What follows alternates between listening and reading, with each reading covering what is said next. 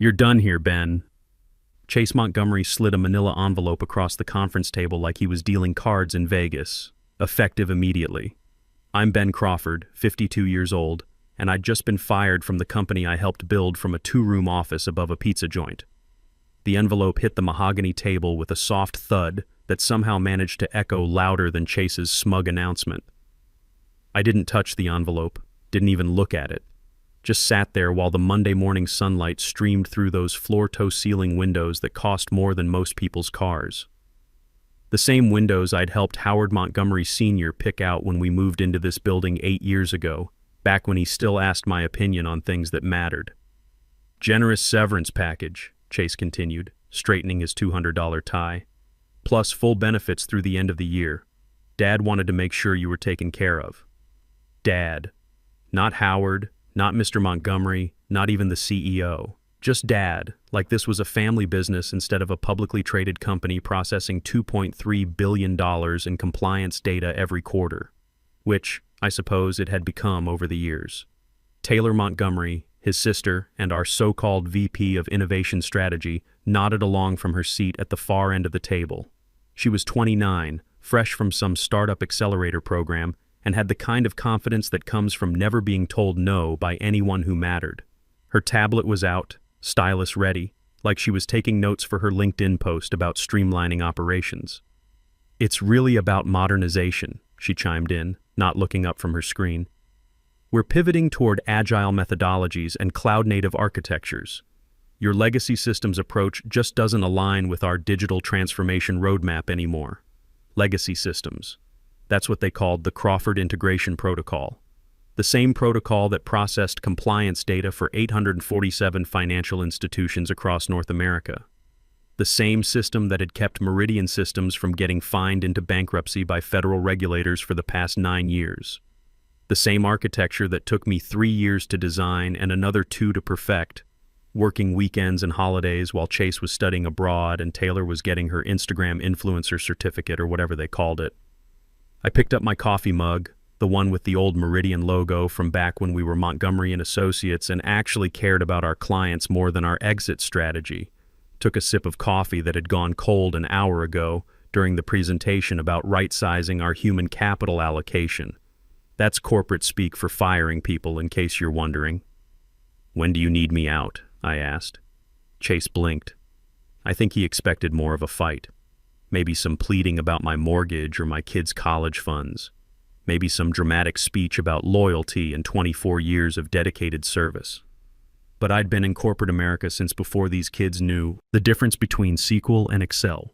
Once the decision's made, it's made. Fighting just makes you look desperate and gives them stories to tell at their rooftop cocktail parties. Today would be ideal, he said, trying to look sympathetic and failing completely. We've already transitioned your access credentials to the integration team. The integration team.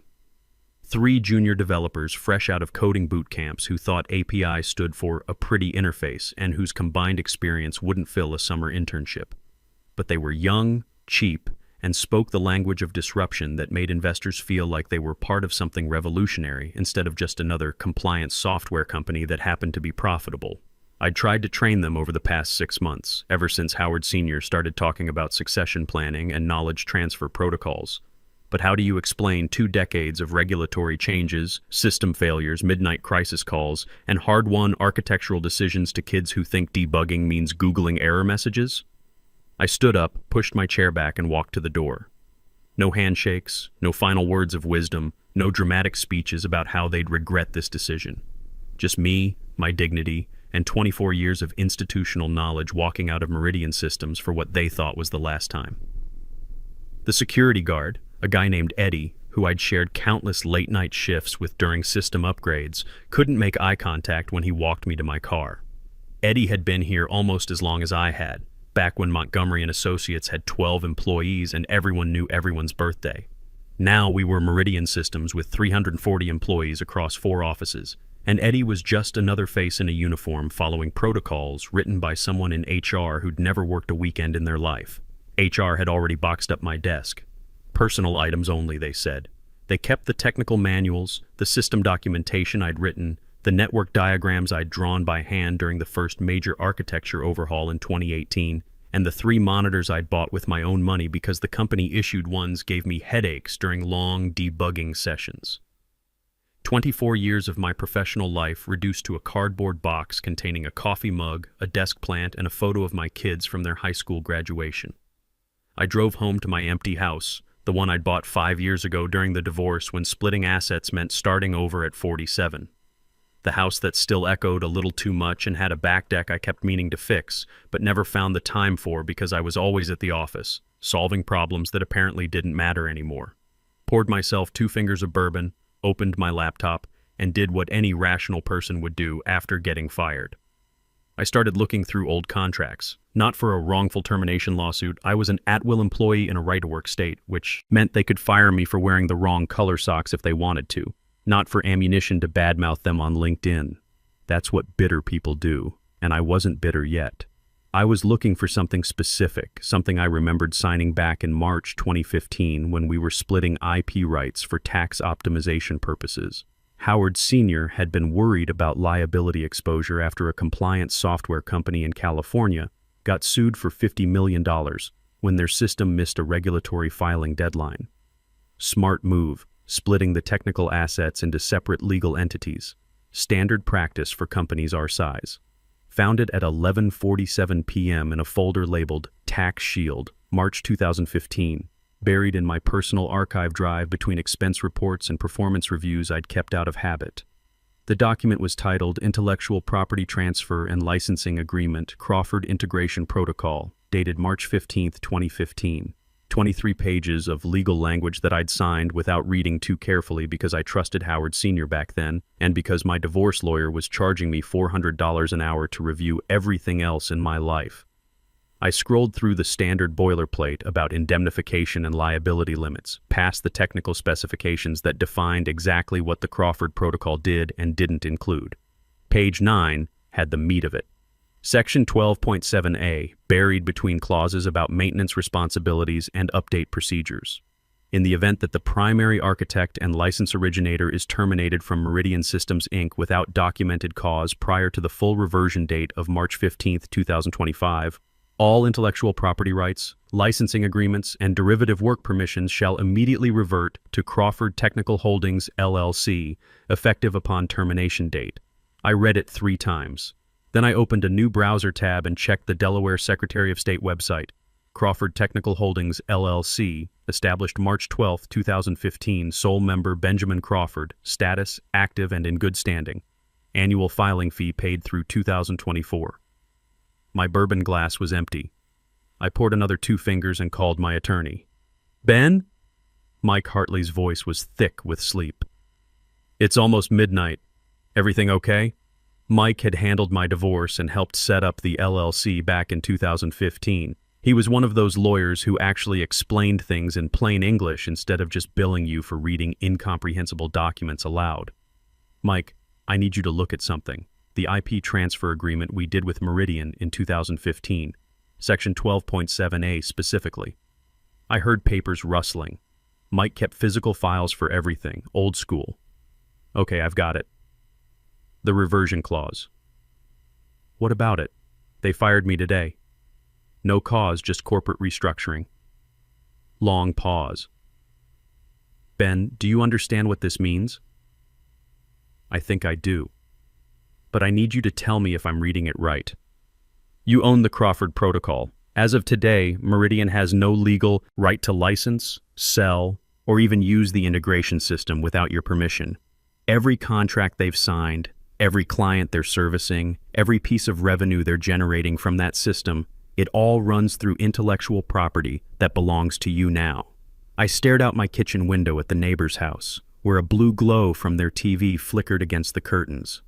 Normal people, living normal lives, probably watching late-night talk shows instead of discovering they accidentally owned the crown jewels of a $400 million acquisition deal. Mike, there's something else. Meridian is in the middle of selling to Atlantic Tech Solutions. The deal's supposed to close next week. Holy shit, Ben. Do they know about the reversion clause? I don't think anybody knows about it. I forgot about it myself until tonight.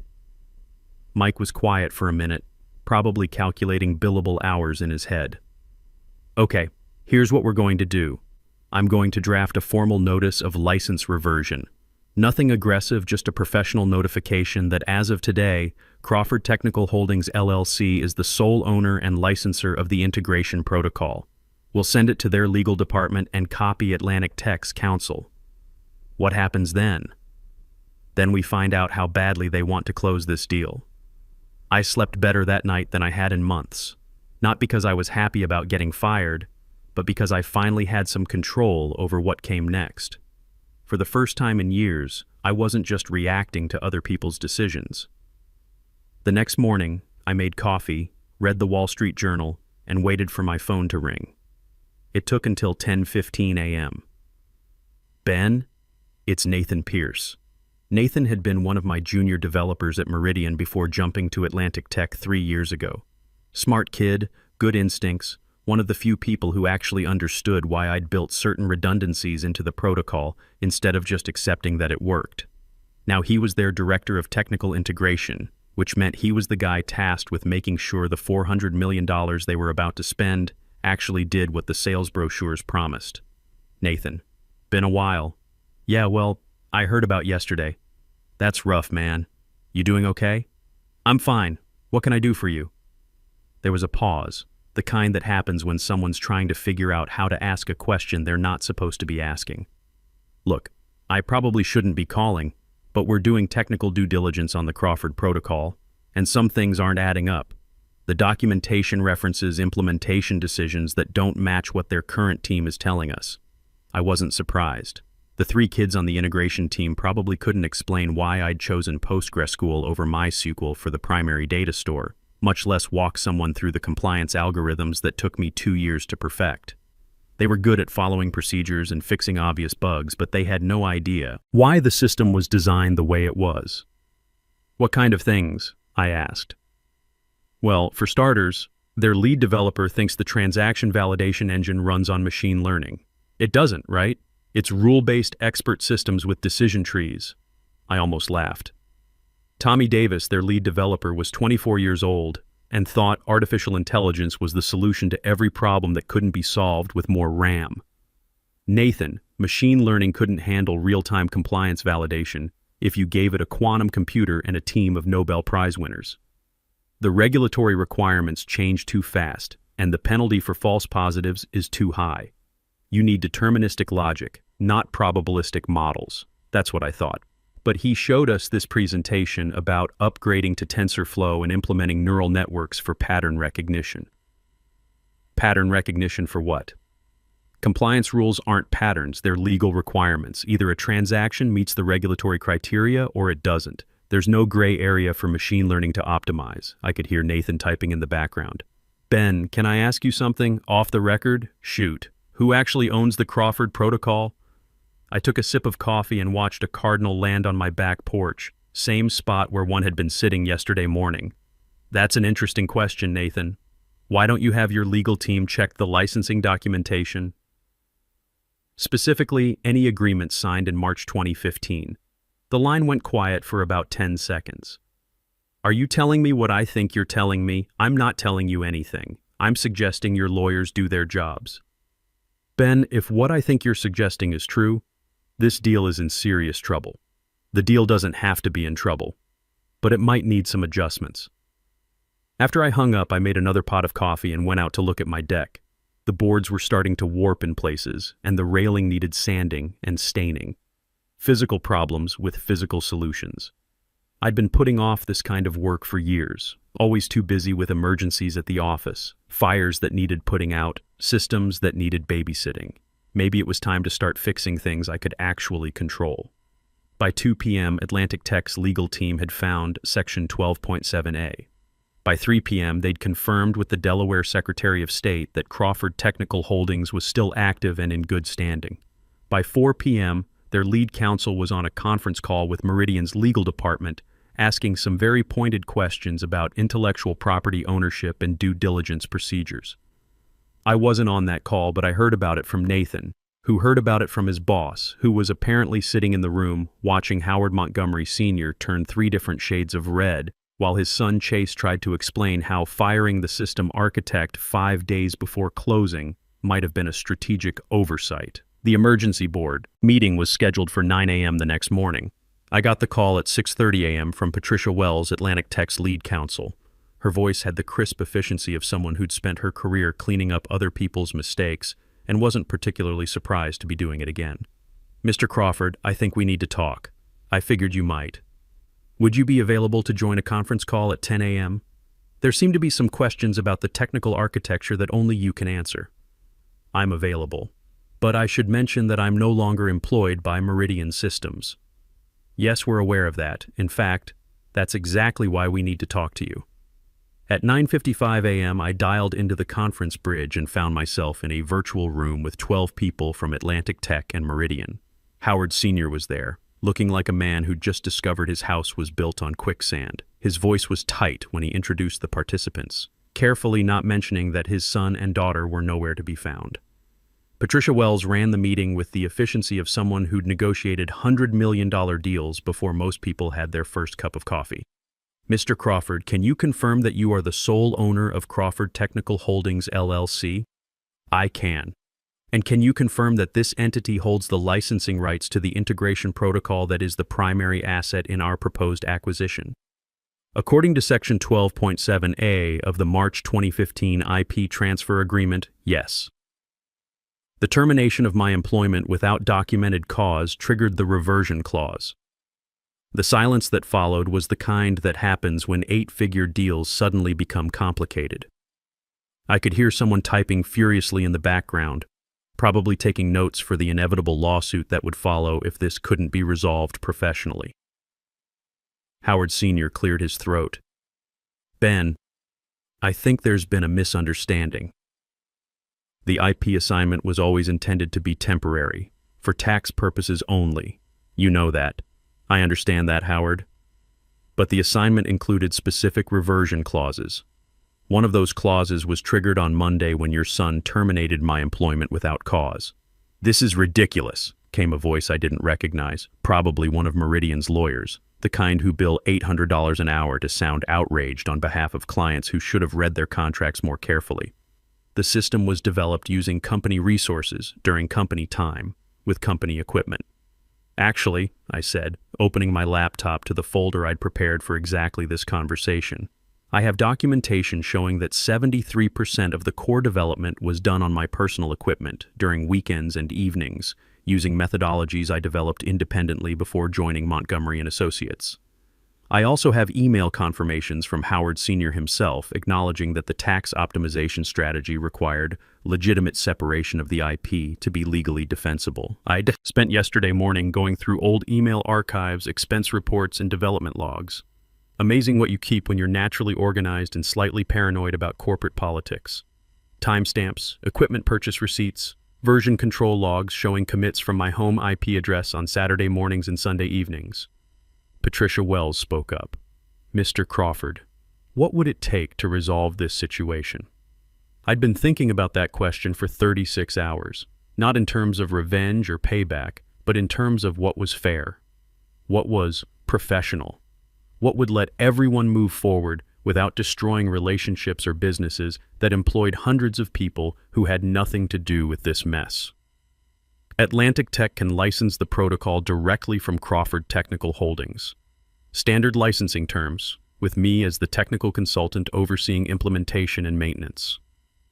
Meridian keeps their consulting contract for non-technical services and client relationships. "And the licensing fee?" she asked. "Same rate structure you were paying Meridian, but the contract goes directly to my company." Howard Sr. spoke up, his voice carrying 24 years of shared history and what sounded like genuine disappointment. "Ben, this isn't how we do business. We've been partners for 24 years. "You're right, Howard. Partners don't fire each other 5 days before closing a $400 million deal. Partners don't dismiss institutional knowledge as legacy thinking. Partners don't replace senior architects with junior developers who think machine learning is the answer to regulatory compliance." I heard someone suck in their breath sharply. Probably one of the Meridian lawyers realizing their clients had just admitted to the technical incompetence of their current development team on a recorded call with the acquiring company. Patricia Wells jumped back in before anyone could say something that would make the situation worse. Mr. Crawford, would you be willing to discuss specific terms with our team, separately from this call? I would. Excellent. Howard, I think Meridian needs to have some internal discussions about how to proceed. We'll reconvene once everyone has had a chance to review their options. The call ended with a series of polite goodbyes that fooled nobody. I hung up, made a sandwich, and went out to work on my deck. Physical work helps clear your head after dealing with corporate politics, and I had a feeling this was just the beginning of a very long negotiation process. At 4:30 p.m., Nathan called back. You know Chase and Taylor are both gone, right? Gone how? Howard Sr. called an all-hands meeting at 3 p.m., said they were taking extended leave to pursue other opportunities and focus on personal development. Translation, they're fired. I didn't feel vindicated or satisfied, just tired. When you've been in business long enough, you learn that sometimes the best revenge is just doing your job better than the people who tried to replace you. Sometimes, karma is just natural consequences catching up with bad decisions. What's the mood over there, I asked. Confused, mostly. Half the development team is asking if their jobs are safe. The other half is asking who's going to handle the Atlantic Tech integration if it goes through. Turns out nobody actually knows how the Crawford Protocol works except you. What about Tommy Davis? Wasn't he supposed to be the lead architect now? Nathan laughed, but it wasn't a happy sound. Tommy spent yesterday trying to explain to Atlantic Tech's technical team how our machine learning algorithms handle regulatory compliance. Patricia Wells had their compliance officer on the call. Guy's been working financial regulations for 20 years. Tommy might as well have been explaining how unicorns handle tax law. That night, I grilled a steak on my back deck and called my ex-wife Janet. We'd maintained a civil relationship after the divorce, mostly for the kids, but also because she was one of the few people who understood the technical side of what I did for a living. She'd been a project manager at a software company before going back to school for her MBA. So let me get this straight, she said after I explained the situation. They fired you, which automatically gave you ownership of the thing they're trying to sell? That's the simplified version, yes. Ben, that's either brilliant planning or the most expensive mistake in corporate history.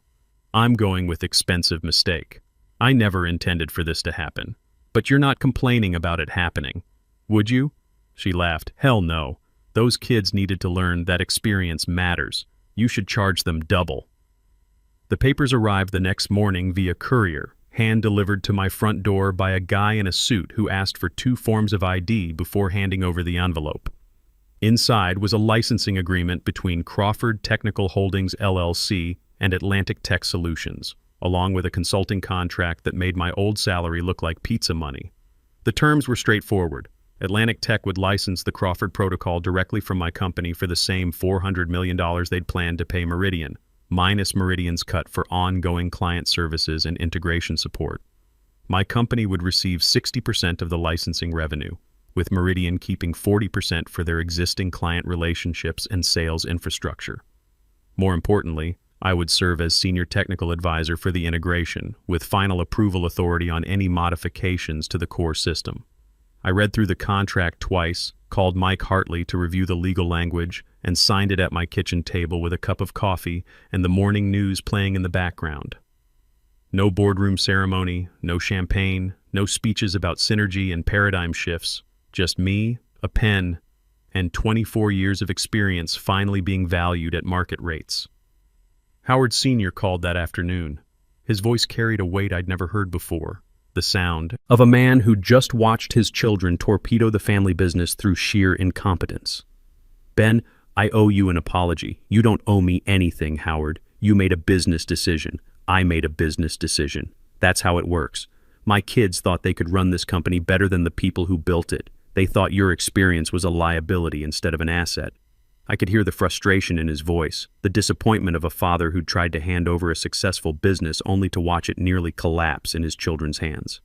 Your kids are smart, Howard. They just need to learn that smart isn't the same as experienced, and that disruption for its own sake isn't innovation. Will you consider coming back? Not to your old job, but as a senior advisor. Help us rebuild the technical team the right way this time. I thought about it for exactly 3 seconds. The idea of sitting in meetings about agile transformation and digital disruption made my teeth hurt. I'll consult on specific projects through my company. But I'm done with office politics and daily meetings about meetings. I've got my own business to run now. Fair enough. What about the integration team? Tommy Davis is asking if he should start looking for another job. Tommy's a good kid. He just needs to understand that machine learning isn't the answer to every problem. Have him call me. I'll walk him through the compliance architecture so he can actually answer questions when Atlantic Tech's auditors come calling. 3 weeks later, the integration went live without a single compliance violation or system failure.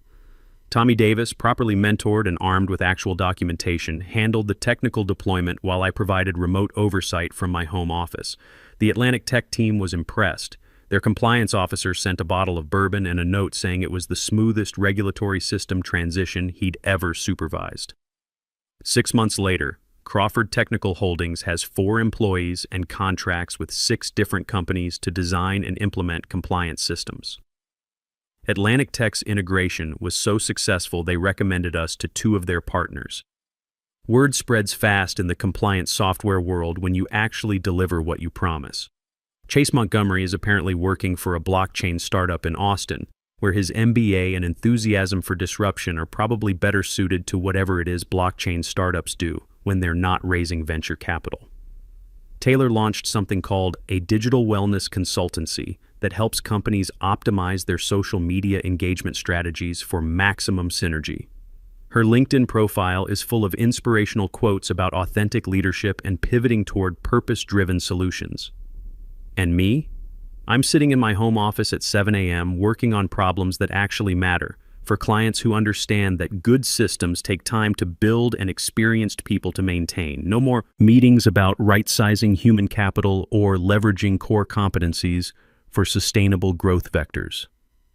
No more presentations about disrupting ourselves before someone else disrupts us. Just good, solid engineering work that keeps businesses running and regulators happy. Design systems that work, document them properly, train people to maintain them, and charge what the work is actually worth.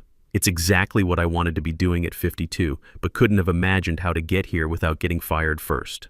The Cardinal is back on my porch this morning, sitting in the same spot it's claimed for the past 6 months. Still red, still territorial, still completely unconcerned with digital transformation initiatives or paradigm shifts.